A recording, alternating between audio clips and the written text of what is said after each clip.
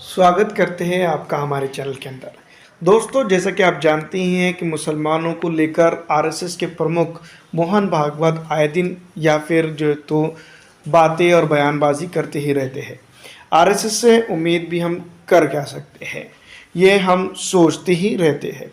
RSS Bharat का एक संगठन है जो अनऑर्गेनाइज तरीके से चलता है, जो कहीं पर भी रजिस्टर्ड नहीं है। दूसरी तरफ अगर बात की जाए तो मैं आपको बता दूं कि कई एक चीज़ें जो है तो अब निकल कर सामने आ रही है। जैसा कि आप जानती है, कुछ लोगों ने इसको लोकसभा चुनाव को मद्देनज़र रखते हुए दिया जाने वाला भाषण करार दिया है, लेकिन मोहन भागवत की तरफ से जो बयान आया है वो काफ़ी चौंकाने वाला है और काफ़ी जो चीज़ें जो है तो बयान करने वाला है। लेकिन यहाँ के मुसलमानों की अगर बात की जाए तो मुसलमान अपने देश की तरफ पूरी वफादारी रखते हैं और किसी को सर्टिफिकेट बांटने की कोई ज़रूरत महसूस नहीं करते हैं। लेकिन ऐसे हालात में जो है तो मोहन भागवत की तरफ से एक बयान आता है, जिसके बाद सियासत तो होनी लाजमी थी।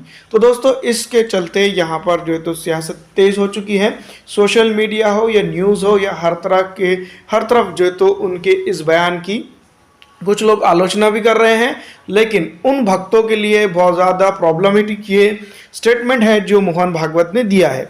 मोहन भागवत ने इस बार जो है तो मुसलमानों के फेवर में जाते हुए एक बयान दिया है, जिसके चलते जो है तो कहीं ना कहीं उन भक्तों को ये कहीं ना कहीं मिर्ची लग सकती है जो ये कहते हैं कि भारत देश मुसलमानों का नहीं है।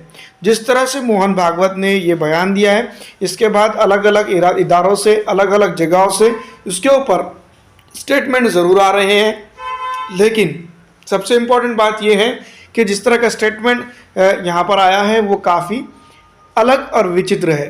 दोस्तों, मैं आपको बता दूं कि मोहन भागवत ने जो स्टेटमेंट दिया है उसको लेकर तमाम तर पॉलिटिकल पार्टियां और सियासी जन जो तो उसके ऊपर बातें करने लगे हैं, क्योंकि जो है तो लोकसभा चुनाव अब नज़दीक है।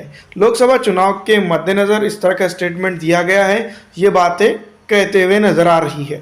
लेकिन आपको क्या लगता है, क्या वाकई में जो मोहन भागवत ने जो स्टेटमेंट दिया है उसके ऊपर जो है तो इस तरह की प्रक्रिया आनी चाहिए या नहीं? हम स्टेटमेंट भी आपको आखिर में बताएंगे कि क्या उन्होंने दिया है। लेकिन दोस्तों, मैं आपको बता दूं कि मुसलमान इस देश से वफादार है या नहीं, किसी के सर्टिफिकेट की ज़रूरत नहीं है, क्योंकि आप जानते ही होंगे कि भारत की आज़ादी में जब जो है तो भारत आज़ादी की लड़ाई लड़ रहा था, तब मुसलमानों ने कितनी कुर्बानियाँ यहाँ पर दी है। और ऐसे में चंद एक लोग जो है तो उसके ऊपर, उनकी वफादारी के ऊपर सवाल ज़रूर उठाते हैं। लेकिन अब जो है तो मोहन भागवत ने जो स्टेटमेंट दिया है तो उसके ऊपर भी कई एक लोग आप जो है तो सीधी तौर पर सवाल उठाते हुए नज़र आ रहे हैं। लेकिन मोहन भागवत का जो स्टेटमेंट है उसका स्वागत करना चाहिए। जो है तो दोस्तों, मैं आपको बता दूं, आरएसएस कई दिनों के बाद जो तो मुसलमानों की तारीफ़ करते हुए नज़र आ रहा है। ये वाकई में कुछ ना कुछ बड़ा होने वाला है।